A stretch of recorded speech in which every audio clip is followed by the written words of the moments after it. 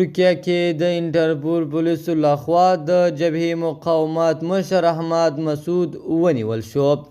ځینو کسانو پر ټولنیزو پاڼو لیکلي چې د انټرپول پولیسو د جبهې مقاومت مشر احمد مسعود په ترکیه کې نیولی، خو دغه دفتر دا واضح بیا ردوي.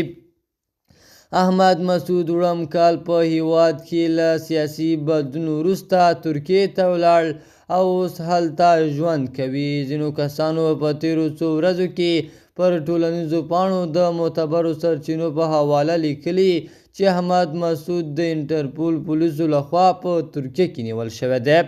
په سلامونو مو ورکلی کوم د AFG نیوز چینل درنو لیدونکو. سلام، ستړي مشئ، وخت مو په خیر. پام راګرځوم د دې ساعت مهم خبر ته او په سر کې یادونه کوم ملګرو که مو چینل نه وي سبسکرایب کړی د مهمو خبرونو لپاره در سره AFG نیوز چینل په درنښت سره سبسکرایب کړئ.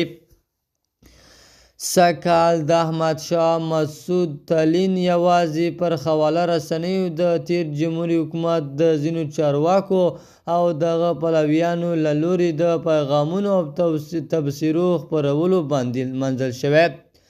د افغانستان پخوانی ولسمشر حامد کرزي په دې اړه په یو ټویټ کې لیکلي د هیواد ملي اتل احمدشاه مسعود پیاوړی مجاهد او د هیواد هغه وطنپاله څېره وه چې د پردیو د دسیسو په پایله کې د پردیو په لاس په شهادت ورسېد.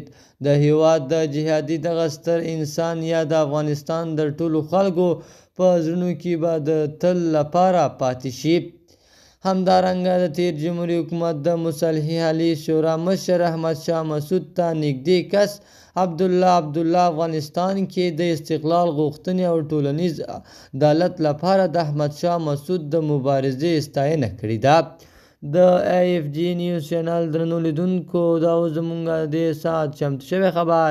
د نورو مهمو خبرونو لپاره در سره AFG نیوز چینل په درنښت سره سبسکرایب کړئ. تر بیا ښې چارې، د الله په امان.